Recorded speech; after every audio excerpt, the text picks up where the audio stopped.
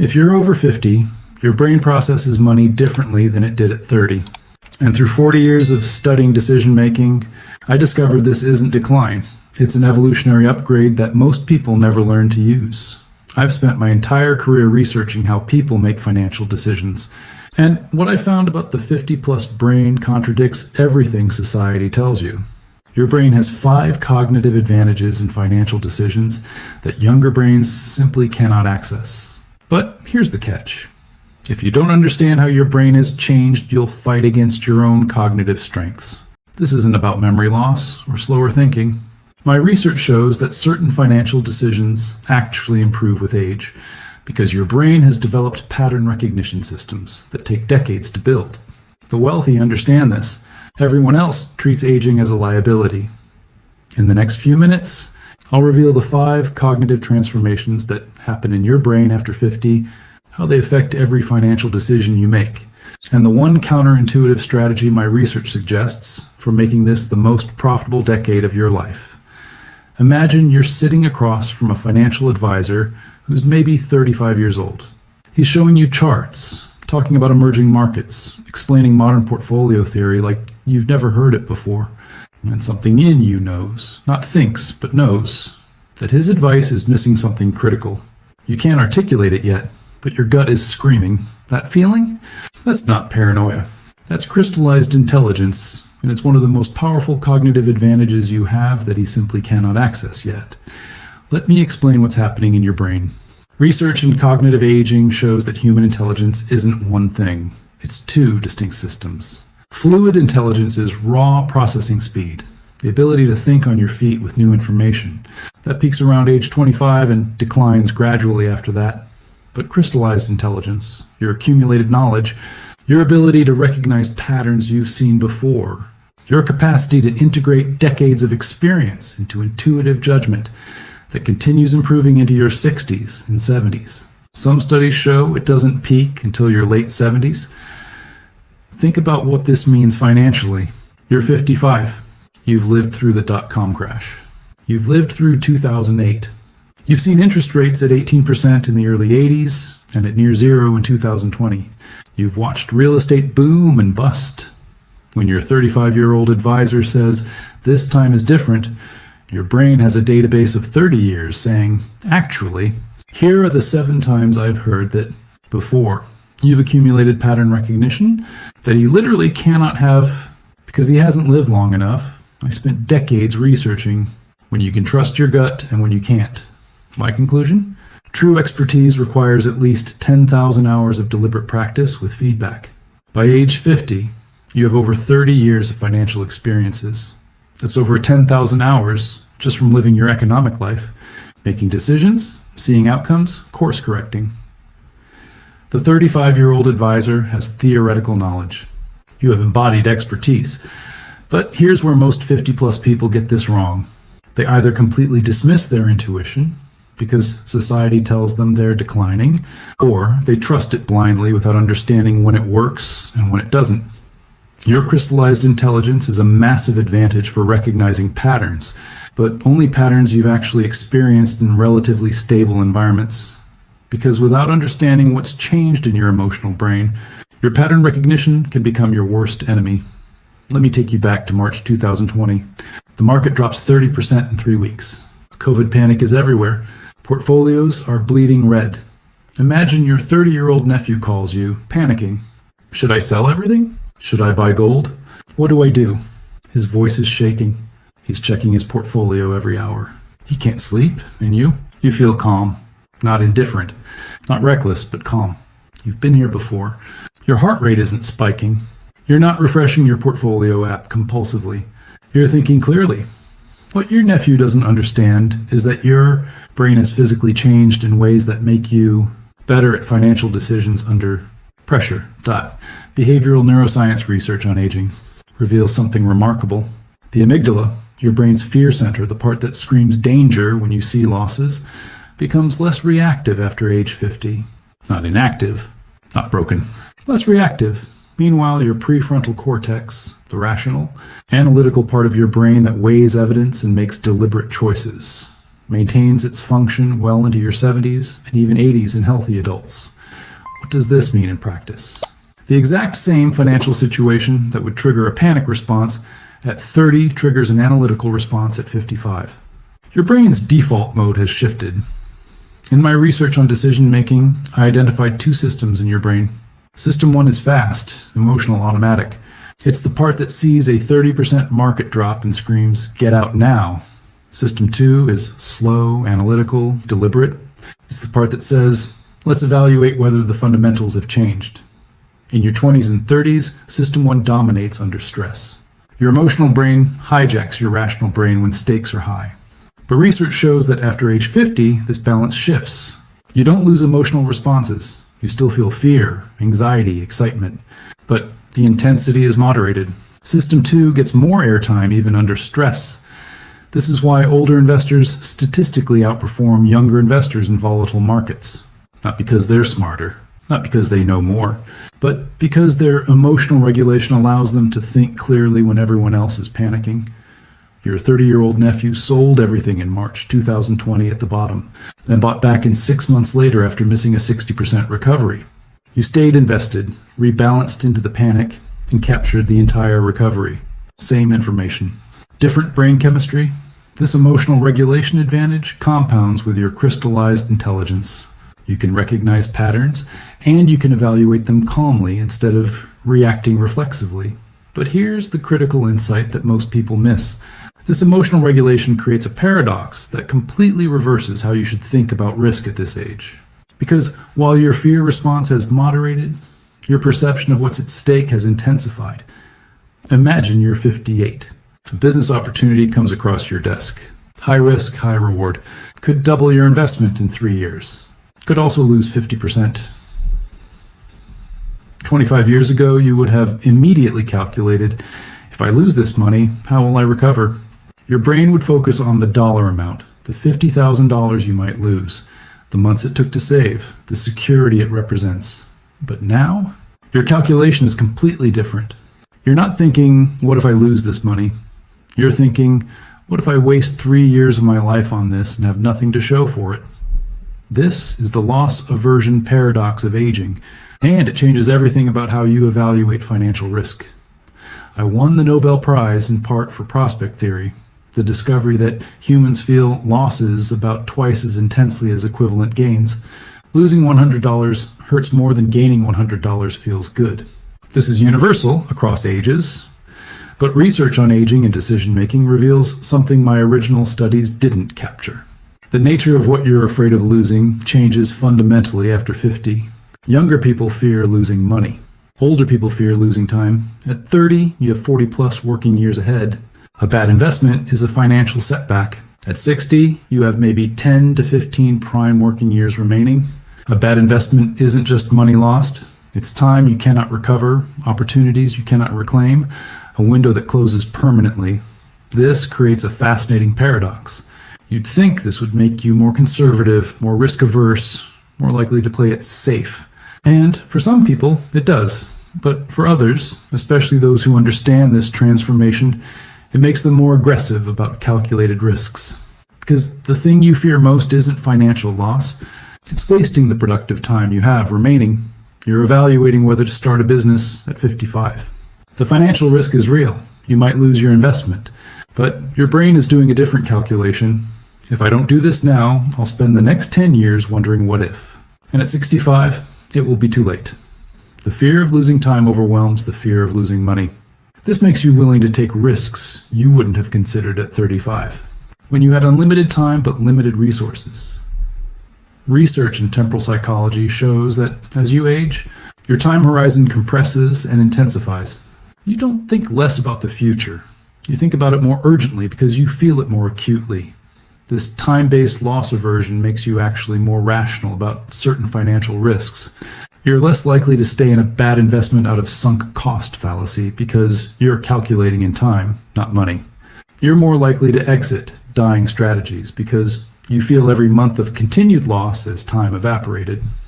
But this transformation has a dark side. If you don't understand it, this time-based thinking can push you into two catastrophic errors. First, you might take desperate risks because you feel this is my last chance. That's not rational risk-taking. That's panic. Second, you might freeze entirely because every decision feels like it could waste your remaining time, so you make no decisions at all. The key is recognizing that your loss aversion has evolved from money-focused to time-focused, and using that awareness deliberately. When you feel urgency, ask, is this rational assessment of a genuine opportunity, or is this fear of missing out disguised as urgency? Because there's another cognitive trap that happens at exactly this age. Your accumulated experience gives you pattern recognition, but if you don't catch this next transformation, that experience becomes dangerous overconfidence.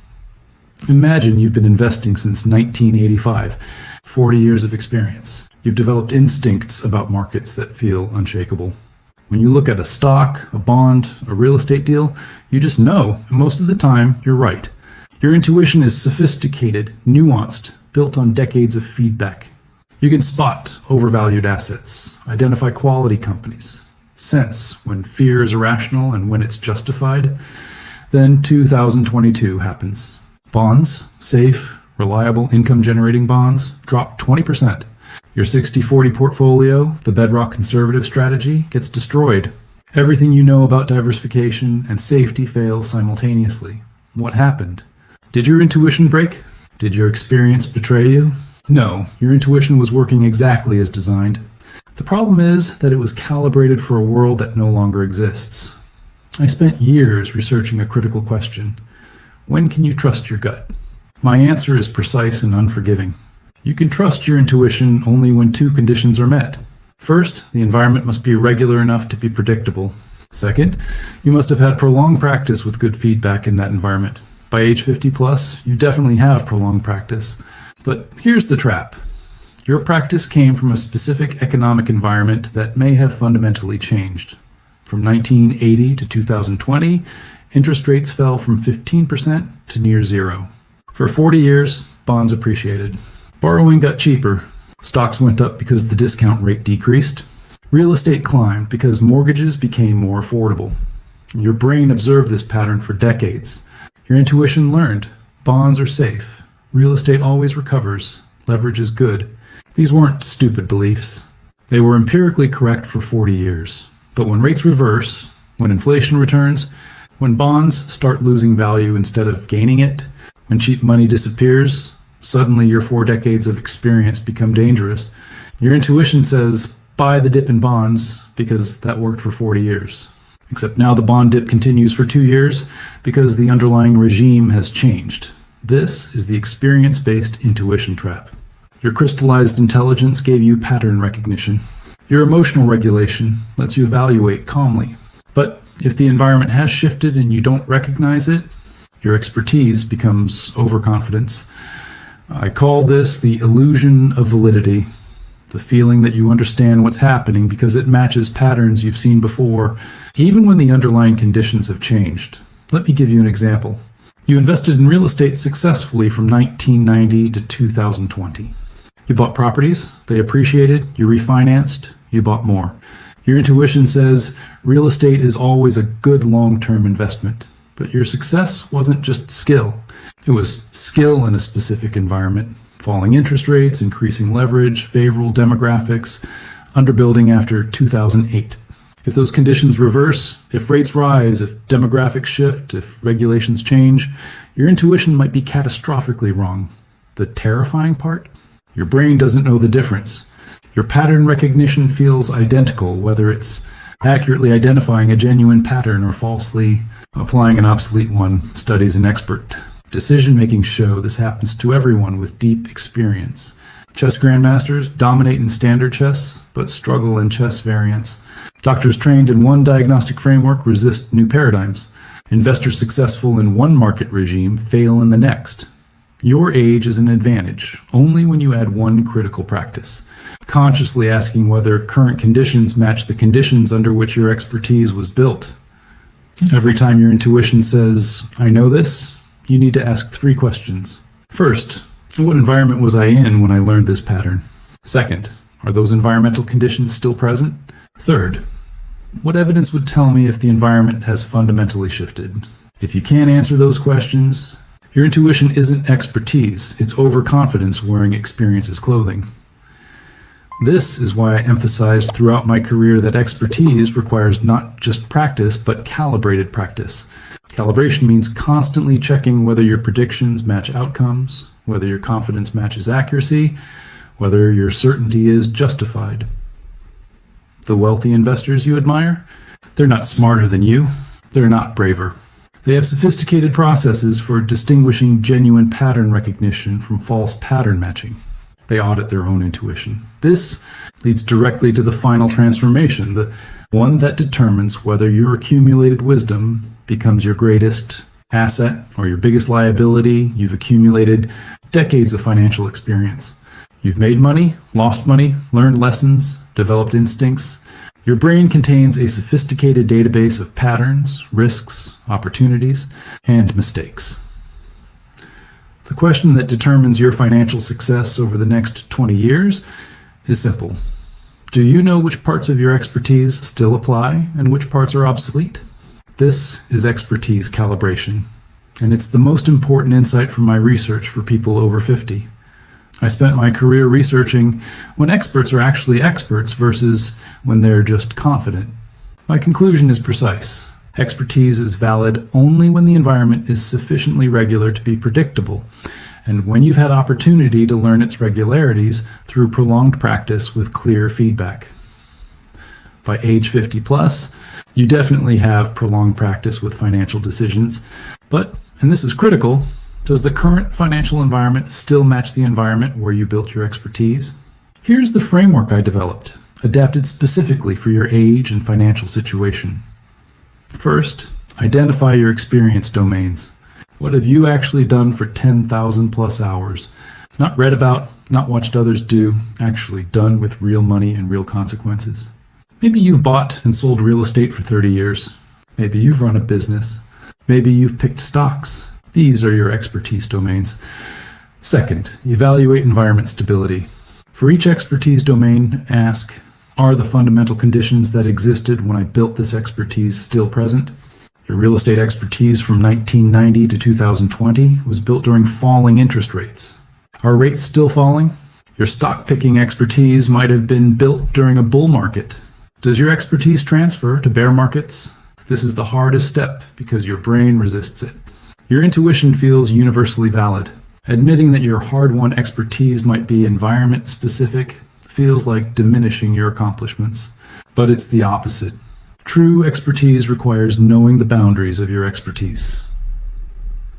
Third, trust calibrated intuition in stable environments. For expertise domains where the environment remains stable, trust your intuition. You've earned it. Your pattern recognition is sophisticated and reliable. If you've been managing rental properties for 30 years, and the fundamentals of property management haven't changed, finding tenants, maintaining properties, managing cash flow, trust your instincts.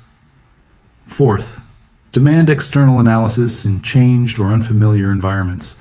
For decisions outside your expertise domains or where environments have shifted, your intuition is unreliable. You need structured analysis, multiple perspectives, deliberate frameworks. This doesn't mean you can't make these decisions. It means you can't trust your gut. You need to think slowly, gather data, consider alternatives. The key is intellectual humility, recognizing that you're brilliant in some domains and novice in others, that your age gives you advantages in pattern recognition and disadvantages in cognitive flexibility, that your experience is valuable but not universally applicable. My research showed that the worst decision makers aren't those with the least experience. They're those with significant experience who don't recognize the limits of that experience. Overconfident experts make more catastrophic errors than humble novices because they act decisively on unreliable intuitions. The best decision makers at 50 plus have what researchers call metacognitive accuracy, accurate assessment of their own knowledge and judgment. They know what they know what they don't know, and they know the difference. This metacognitive accuracy is your competitive advantage. Younger investors have energy and flexibility but lack pattern recognition. You have pattern recognition. If you add accurate assessment of when that pattern recognition applies, you become formidable. Practically, this means auditing your financial beliefs quarterly. List your major investment theses. For each one, identify what experience taught me this. What environment was I in? Does that environment still exist? What evidence would contradict this belief? If you can't answer those questions for a belief you're acting on, you're not being strategic, you're being overconfident. The wealthy are paranoid about their own expertise. They assume their instincts might be obsolete. They demand that their beliefs justify themselves against current conditions, not past successes. They're confident in their process, but humble about their predictions. This calibration, knowing when to trust decades of experience and when to distrust it, is what transforms your age from a liability to your greatest asset. So, we covered 5 cognitive transformations that happen after 50. The crystallized intelligence advantage that gives you pattern recognition, younger brains cannot access. The emotional regulation revolution that lets you think clearly when others panic. The loss aversion paradox where you fear wasting time more than losing money. The experience-based intuition trap where expertise in one environment becomes overconfidence in another. And the expertise calibration strategy that determines whether your wisdom becomes an asset or a liability. Here's what I proved across 40 years of research. Expertise takes decades to develop, but it only works when you can recognize the boundaries of that expertise. Your age isn't a decline, it's accumulated pattern recognition, emotional regulation, and crystallized intelligence that took 30 plus years to build. But here's the critical truth. These cognitive advantages are necessary but not sufficient. Your mindset matters and your circumstances matter. Both are true. This is about optimizing decisions within your reality, not guaranteeing outcomes. Your challenge this week. Write down 5 financial beliefs you hold based on decades of experience. For each one, answer honestly, is this based on stable patterns that still exist, or on obsolete environments that no longer apply? A simple exercise will reveal whether your expertise is calibrated or overconfident. Drop a comment. Which of these 5 transformations surprised you most? And if this gave you a new perspective on aging and money, hit that subscribe button so you don't miss my next deep dive into behavioral finance. I'll be exploring more research on how your brain actually makes financial decisions. Remember this, the wealthy don't outperform because they're smarter or have better information. They outperform because they know which of their intuitions to trust and which to question. At 50 plus, that's the only edge that matters.